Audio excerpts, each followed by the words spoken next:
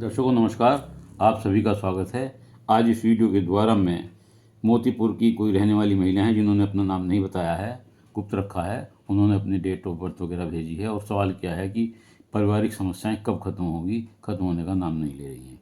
उनके बताए समय के हिसाब से उनका कन्या लगन का चार्ट बनता है, लगन बनता है जो आपके सामने है।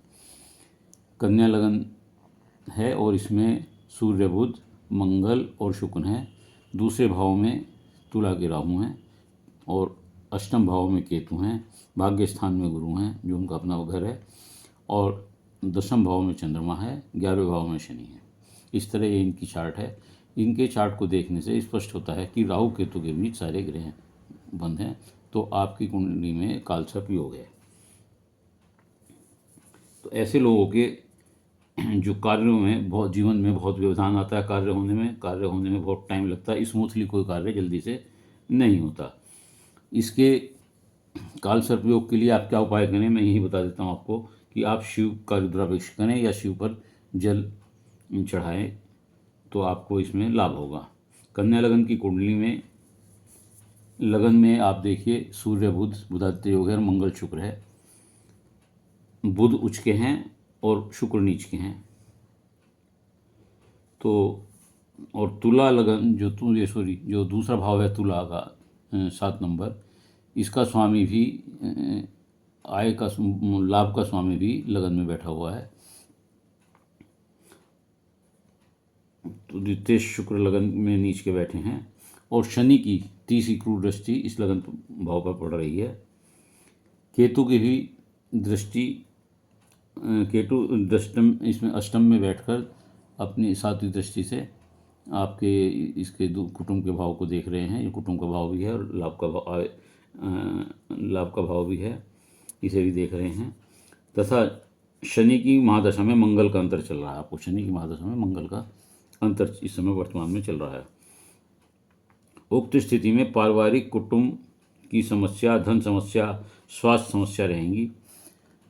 आपके चेहरे पर भी कोई निशान हो सकता है, किसी तरह का निशान हो सकता है। लगन में सूर्य और मंगल बैठकर सप्तम भाव जो आपका पार्टनर हाउस है उसे देख रहे हैं और ये मंगली कुंडली है। तो दाम्पत्य जीवन में भी कुछ ना कुछ किसी तरह का व्यवधान का सामना आपको करना पड़ता है। शनि 11वें भाव में यहाँ बैठे हुए हैं, अनएक्सपेक्टेड गेन देते हैं। गुप्त धन की प्राप्ति हो सकती है, रुका हुआ पैसा आपको मिल सकता है। बड़े भाई बहनों का कोई सहयोग आपको प्राप्त नहीं होगा और शनि की वजह से आप ठीक समय पर सही कार्यों में अपने धन का निवेश नहीं कर सकते, सही निर्णय टाइम पर नहीं ले पाते हैं।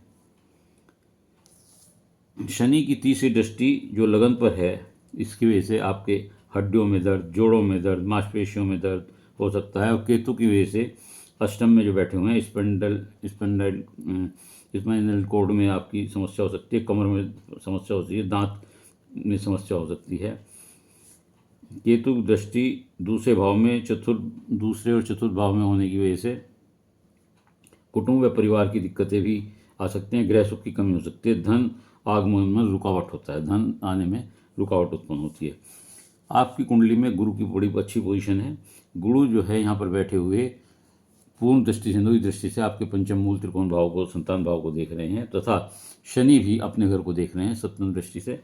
तो ऐसे में आपको पुत्र सुख, संतान सुख पूर्ण होगा, इसमें निसंदेह कोई दिक्कत की बात नहीं है। गुरु के कारण, गुरु आपका सप्तमेश भी है और सुखेश भी है और भाग्य स्थान में बैठा हुआ है। तो ऐसा लगता है कि आप किसी न किसी रूप से कानूनी क्षेत्र से जुड़ेंगे या कानूनी कुछ मुद्दों को या पैरवी समस्याओं के लिए कानूनी पैरवी करनी पड़ सकती है, अदालत में जाना पड़ सकता है।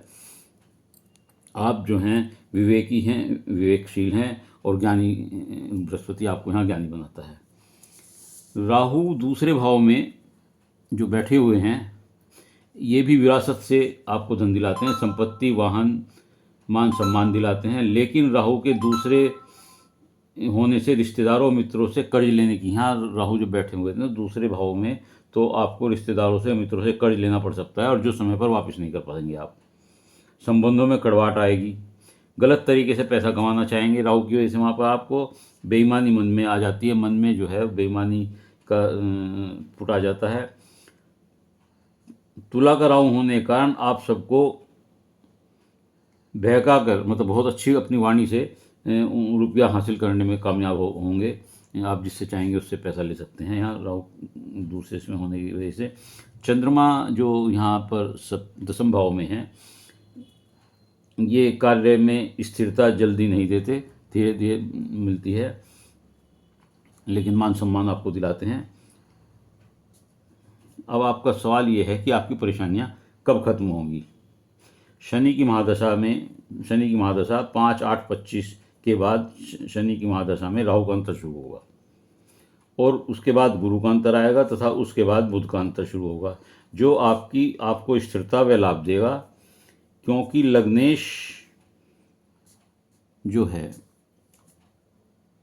ये आपको लाभ देगा, और उसके बाद बुध की दशा शुरू होगी, और बुध की दशा जो है, बुध आपका उच्च का बैठ के लगन में बैठा हुआ है, और वो बुध आपका लग्नेश होके और कर्मेश होके सप्तम दसम भाव का स्वामी होकर के लगन में बैठा हुआ है। दोनों केंद्र के स्वामी है और केंद्र में बैठा हुआ है। तो जब बुध की दशा होगी तो आपकी सब समस्याएं खत्म होंगी, आपके कारोबार में बरकत होगी, धीरे धीरे आपको सुख शांति मिलेगी, घर में सुख शांति मिलेगी और सब चीज़ों की दिक्कत होगी। अब आप क्या करें, ये मैंने आपको बता दिया कि आपको बुध की दशा में सब ठीक होगा, और जो 5/8/25 के बाद से आपको जो शनि में अंतर चल रहा है उसके बाद से काम ठीक होना शुरू हो जाएगा। तो अब आप क्या करें जो आपको ये दिक्कतें ना आए। उपाय है, केतु के लिए आप लहसुनिया पहन सकते हैं, गणपति जी पर दुबड़ा घास चढ़ा सकते हैं, काला सफ़ेद तिल पानी में बहा सकते हैं। काल सर्प योग के लिए व शनि के लिए मैंने कहा कि शिव जी पर सूर्य जी का रुद्राभिषेक कर सकते हैं, शिव जी पर जल चढ़ाएं, पीपल पर शनिवार को तेल का दीवा जला सकते हैं। शुक्र भी आपका, क्योंकि यहाँ बैठा हुआ है भाग्येश और इसका स्वामी होकर, धन स्थान का स्वामी होकर, कुटुंब का स्वामी होकर के यहाँ पर लगन में बैठा हुआ है नीच का होकर। तो इस स्थिति में आप शुक्र के लिए शुक्रवार को सूर्योदय से पहले सफ़ेद चीज़ों का दान कर सकते हैं। यदि ये आप उपाय करेंगे तो निश्चित तौर से आप जो कह रहे हैं कि समस्याएं पारिवारिक खत्म नहीं हो रही हैं, निश्चित तौर से धीरे धीरे खत्म होंगी, और समय आपका काफ़ी व्यतीत हो चुका है कष्ट का, अब समय नज़दीक ही आ रहा है। आप निश्चिंत रहें। उम्मीद है आपको मेरी ये विश्लेषण अच्छा लगा होगा। यदि आपको वीडियो अच्छी लगी हो तो इसे लाइक करिएगा, शेयर करिएगा, और कमेंट्स बॉक्स में जाकर अपने कमेंट्स लिखिएगा। इसके अलावा यदि किसी और का कोई प्रश्न हो तो वह अपनी डिटेल भेज दे, तथा मेरे चैनल को सब्सक्राइब करते हुए अपना एक प्रश्न भेज सकता है, उत्तर अवश्य दूंगा। धन्यवाद।